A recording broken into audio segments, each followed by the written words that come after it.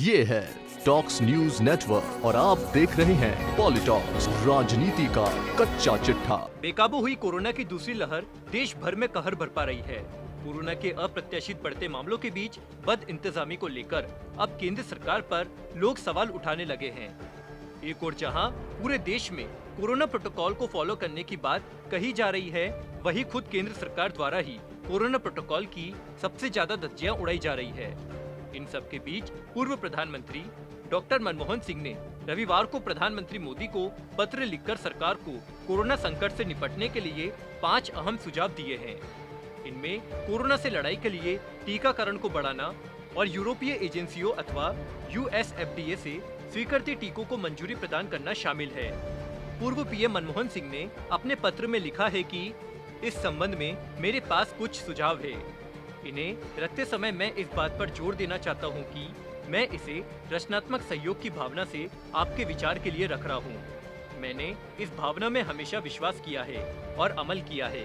पूर्व प्रधानमंत्री ने जो सुझाव दिए हैं उसके मुताबिक कोरोना के खिलाफ हमारी लड़ाई में टीकाकरण के प्रयासों को बढ़ाना ही होगा।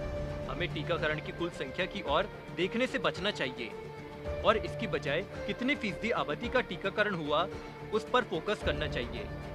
भारत में अभी तक बहुत कम प्रतिशत आबादी का टीकाकरण हुआ है।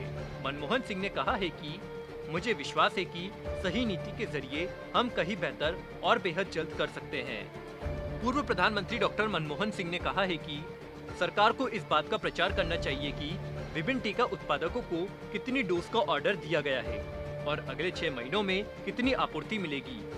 अगर इस अवधि में लिखित संख्या में लोगों का टीकाकरण करना है तो इसके लिए एडवांस में पर्याप्त ऑर्डर देना चाहिए ताकि उत्पादक निर्धारित समय पर निश्चित आपूर्ति कर सके।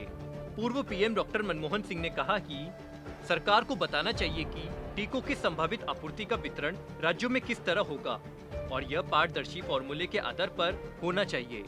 आपात जरूरतों के लिए केंद्र सरकार वितरण का 10% अपने पास रख सकती है, लेकिन उसके अलावा राज्य सरकारों को स्पष्ट संकेत देने चाहिए कि उन्हें कितने टीके उपलब्ध होंगे ताकि वे टीकाकरण की योजना बना सके।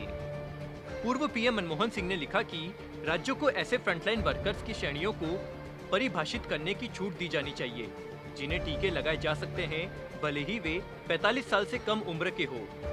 उदाहरण देते हुए मनमोहन सिंह ने बताया है कि राज्य शायद स्कूल अध्यापकों या वाहन चालकों इत्यादि को फ्रंटलाइन वर्कर्स की श्रेणी में रखना चाहे।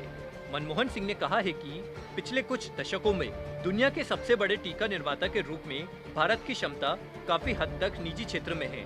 जन स्वास्थ्य आपातकाल के इस दौर में भारत सरकार को धन उपलब्ध कराकर और अन्य छूट देकर टीका उत्पादकों की मदद करनी चाहिए ताकि वे अपनी उत्पाद क्षमता का विस्तार कर सके।